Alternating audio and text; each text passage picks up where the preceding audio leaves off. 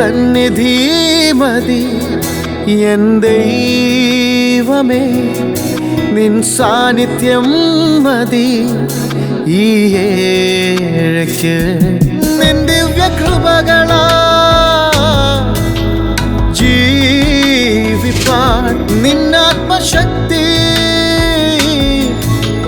പകരൂ നാഥാ. നിന്നാശിഷം ചൊരിയുക എന്നിൽ, നിന്നാശിഷം ചൊരിയുക എന്നിൽ.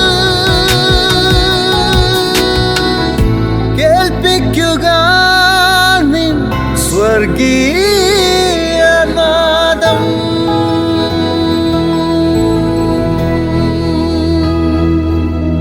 സ്വർഗീയനാദം ശ്രവിക്കുന്ന എല്ലാ മാന്യ സ്നേഹിതർക്കും പ്രഭാതവന്ദനങ്ങൾ അറിയിക്കുന്നു. നാം ഇതുവരെ കണ്ടിട്ടില്ലാത്ത ഒരു പുതിയ പ്രഭാതം ദൈവം നമ്മുടെ ജീവിതത്തിൽ സമ്മാനിച്ചതോർത്ത് ദൈവത്തിന് നന്ദി പറയാം. ഇന്നത്തെ ദിവസം എല്ലാവർക്കും അനുഗ്രഹമാകട്ടെ എന്ന് ആശംസിക്കുകയും പ്രാർത്ഥിക്കുകയും ചെയ്യുകയാണ്. ഒരു വാഹനം ഓടിക്കുന്ന ഡ്രൈവർ എന്തെല്ലാം കാര്യങ്ങൾ ശ്രദ്ധിക്കേണ്ടതായിട്ടുണ്ട്.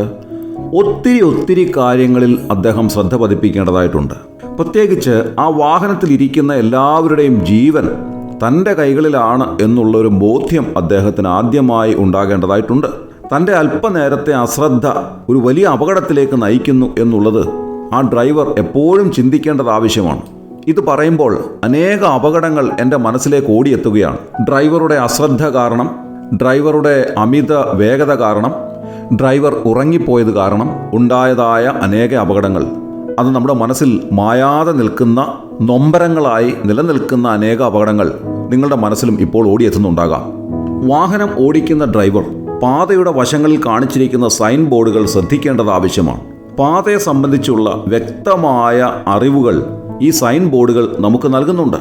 ഈ റോഡുകളിൽ കുഴികളുണ്ടോ, സ്പീഡ് ബ്രേക്കർ ഉണ്ടോ, അല്ലെങ്കിൽ ഡിപ്പുണ്ടോ, ഹമ്പുണ്ടോ, പാത ഇടിഞ്ഞതായിത്തീരുന്നുവോ, വഴുക്കലുള്ള പാതയാണോ, ചരിവുണ്ടോ, കേർവുണ്ടോ, ഈ കാര്യങ്ങളെല്ലാം സൈൻ ബോർഡുകളിലൂടെ കാണുവാൻ സാധിക്കും. അതേപോലെ തന്നെയുള്ള പ്രധാനപ്പെട്ട ഒരു കാര്യമാണ് ജംഗ്ഷനുകൾ. ജംഗ്ഷനുകളിൽ നാം ചെല്ലുമ്പോൾ നാം പോകേണ്ടുന്നതായ പാത ഏതാണ് എന്നുള്ളത് വ്യക്തമായി തിരിച്ചറിയാതെ നമുക്ക് മുൻപോട്ട് പോകുവാൻ സാധ്യമല്ല. സൂചനാ ബോർഡുകളിൽ നോക്കാതെ നാം ഡ്രൈവ് ചെയ്താൽ ഒരുപക്ഷെ നാം ചെല്ലേണ്ടുന്നതായ സ്ഥാനത്തിൻ്റെ വിപരീത ദിശയിലേക്ക് പോകുവാൻ സാധ്യതയുണ്ട്. വിദേശ രാജ്യങ്ങളിൽ ലെയിൻ ട്രാഫിക്കിംഗ് എന്ന് പറയുന്നത് വളരെ പ്രധാനപ്പെട്ടതാണ്. നമ്മുടെ രാജ്യത്ത് അതിന് വലിയ പ്രാധാന്യമൊന്നുമില്ല എന്നാണ് ഞാൻ മനസ്സിലാക്കുന്നത്. എന്നാൽ അമേരിക്ക പോലുള്ള വിദേശ രാജ്യങ്ങളിൽ ഒരേ ദിക്കിലേക്ക് തന്നെ 7, 8, 10 ലെയിനുകൾ ഉണ്ടാകാൻ സാധ്യതയുണ്ട്.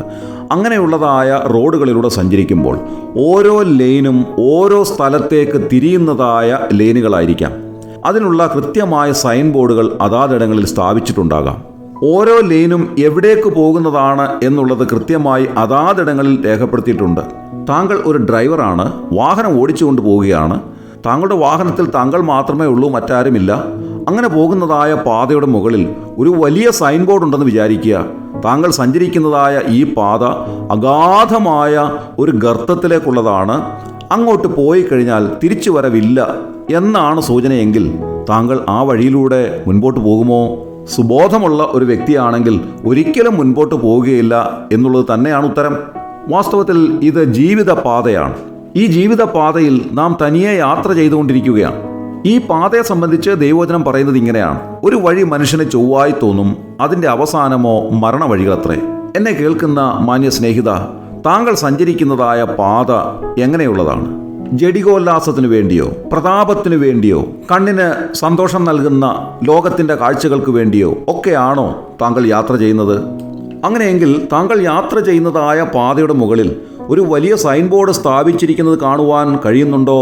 ഞാൻ മുൻപേ സൂചിപ്പിച്ചതുപോലെ നിങ്ങൾ സഞ്ചരിക്കുന്നതായ പാത അഗാധമായ ഒരു ഗർത്തത്തിലേക്കുള്ളതാണ്. അവിടെ നിന്ന് രക്ഷപ്പെടുവാൻ ആർക്കും സാധ്യമല്ല എന്നുള്ളത്.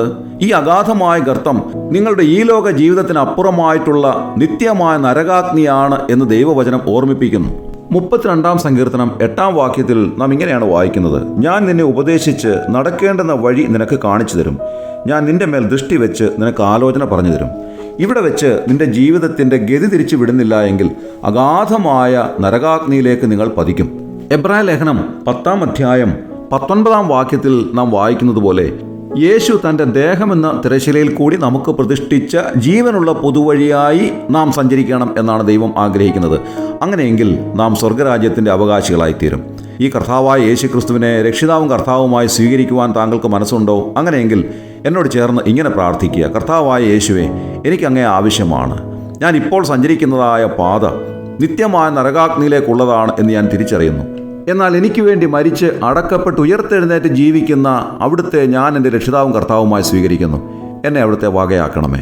ഇങ്ങനെ നിങ്ങൾ വിശ്വാസത്തോടുകൂടെ പ്രാർത്ഥിക്കുന്നുവെങ്കിൽ യേശു ക്രിസ്തുവിനെ രക്ഷിതാവും കർത്താവുമായി സ്വീകരിക്കുന്നതിനും അഗാധമായ നരകാഗ്നിയിലേക്ക് പതിക്കുന്നതിന് പകരമായി നിത്യമായ സ്വർഗരാജ്യത്തിലേക്ക് പ്രവേശിക്കുന്നതിനും ഇടയായിത്തീരും. അതിന് ദൈവം നിങ്ങളെ സഹായിക്കട്ടെ. ദൈവനാമം വാഴ്ത്തപ്പെടുമാറാകട്ടെ. ആമേൻ. പാപാന്തകാരത്തിൽ ആണ്ടിരുന്ന പതിതനായ മനുഷ്യന് വീണ്ടെടുത്ത പാവന സ്നേഹത്തിൻ വചനങ്ങളുമായി സ്വർഗീയനാദം, ദ ഹെവൻലി വോയിസ്. എന്നെ നടത്തും ആ പൊന്നു കരമോ ഒരു നാളിലും കുറുകിയിട്ടില്ല. എന്നെ നടത്തും ആ പൊന്നു കരമോ ഒരു നാളിലും കുറുകിയിട്ടില്ല. എൻ ശബ്ദം കേൾക്കുന്ന ഒരു കാതനിക്കുണ്ട്, ഒരു നാളും മന്ദമാകില്ല. എൻ ശബ്ദം കേൾക്കുന്ന ഒരു കാതനിക്കുണ്ട്, ഒരു നാളും മന്ദമാകില്ല.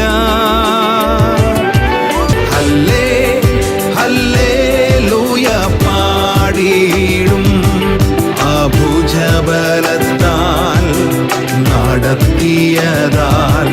ഹല്ലേ ഹല്ലേലൂയ പാടിയിടും സ്വരത്താൽ നയിച്ചതിനാൽ.